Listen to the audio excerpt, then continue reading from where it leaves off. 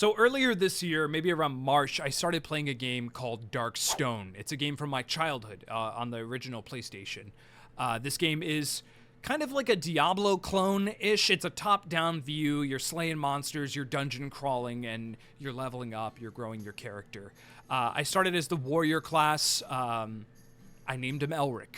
And this is sort of where the journey with this character came from, was Elric in Darkstone. A game from my childhood, a game that I never could beat as a kid. I watched my older brother struggle through this game. I decided, hey, let me give it a shot. The game was a ton of fun to stream through. It was a ton of fun to play, basically until we got to the final boss. The final boss is just ridiculously strong, and you cannot get close to him, meaning you have to use some kind of projectile attack, like archery or fireballs or magic missiles or whatever.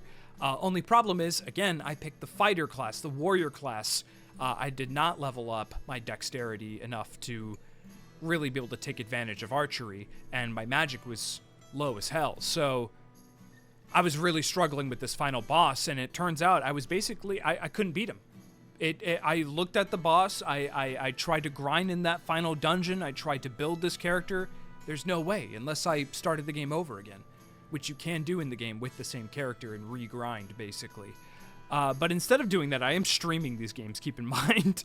Instead of doing that, I decided to create some weird Nexus event where this character gets sucked through some portal right before defeating the final boss, right before achieving his destiny, basically. This character, Elric's destiny.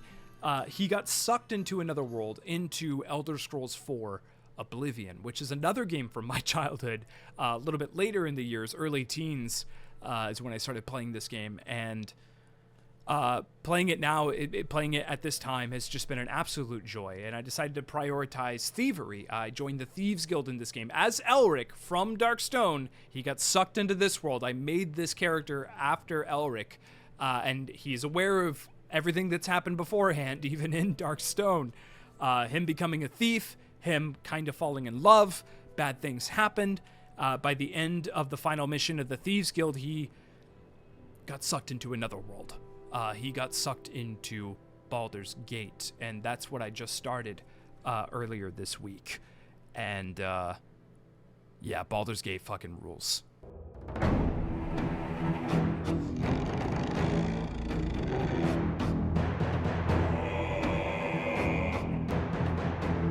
Yeah, Baldur's Gate is something else, man. I've probably put in maybe 10 hours into the game so far, so imagine this as sort of my first impressions. This is kind of, I don't have a ton of experience within this game, but being able to have Elric enter another world and be able to create that character so authentically, and being able to portray that character in a way that you are just unable to do in pretty much every other video game has honestly been an incredible joy.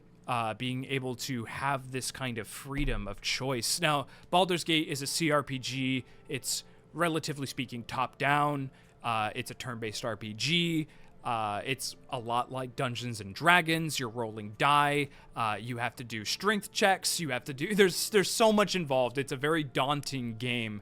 But I feel like the game does a really, really good job of just encouraging the player to explore it and learn these tools and learn how combat works. There's not a ton of extensive tutorials in this game, which was really, really nice. I feel like tutorials can honestly make the game feel more complicated. If you just had like a 15-minute tutorial explaining combat, it would kind of turn me off of combat. It's better to just let the player go at it at his own pace and be able to figure things out as he goes. I'm still learning things. I'm still learning things about combat. I'm still learning things about special actions, and there's just so much involved with combat, and not just combat, the entirety of the game, and how you explore and how you talk to NPCs, how you barter and shop with others, how you're able to charm people, and every little thing you do has an impact on the world. And the game doesn't explicitly really tell you that. You're kind of just, you start to understand very quickly that, like, oh, okay, this is how this game works. Oh, okay, this is how combat works. Oh,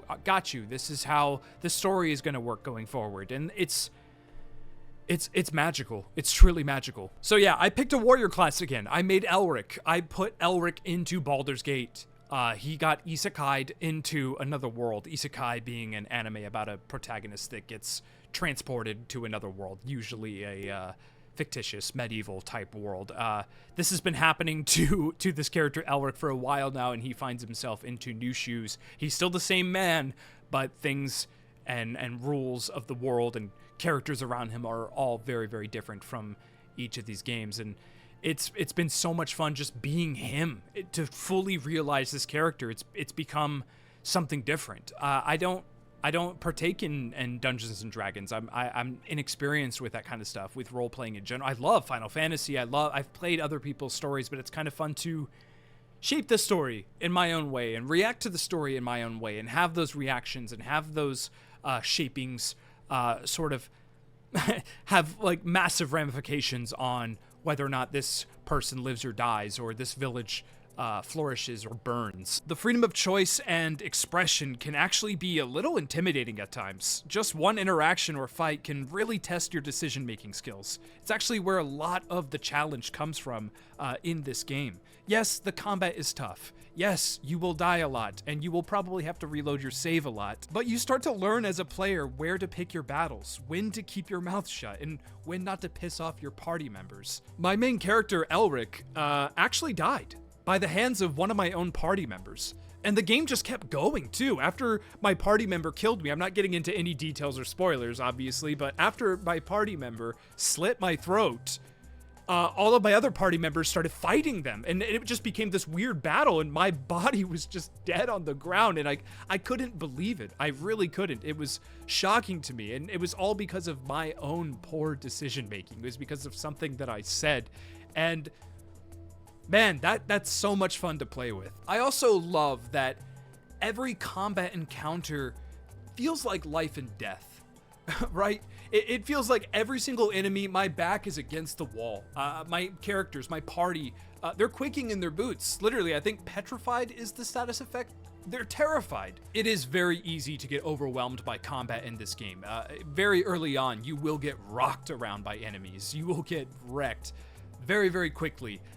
But as I mentioned, pick your battles. You definitely have to be careful on who you're fighting and how you approach these encounters. And how you approach is very important as well. It's really interesting with the initiatives and all that kind of stuff. I'm still learning sort of the rules of D&D there, but there's just so much nuance and so much detail, even without, you know, that prior D&D knowledge. There's still so much there. And like I said before, there really isn't any extensive tutorials in this game.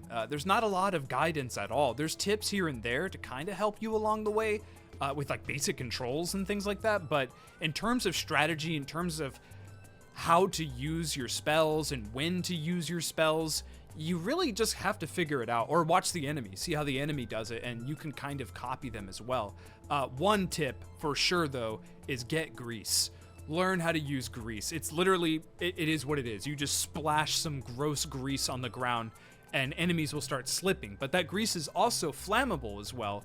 So you can, I don't know, throw a fireball on there or something, or shoot a brazier above and have the fire fall down on top of it. It is a really, really satisfying kind of combo there. And there's tons of spells and status effects that you can stack on each other and again combo off one another. There's party members that work really well together, like you do this and then I'll do that, you hit this thing and then I'll throw the grease down, and like that becomes just so much fun. It's extremely open-ended, and that doesn't just stop at the combat either. That's kind of the entirety of the game. One complaint that I actually will make has to do with the quest log in this game. It's kind of jumbled. It just looks like a ton of words all over my screen. It's hard to figure out what quest you're doing and what needs to get done. It'll tell you, you know, go here, but once when you get there, there's that open-endedness, you know, you kind of just have to figure it out. No spoilers, but right now I'm actually in the midst of a goblin city,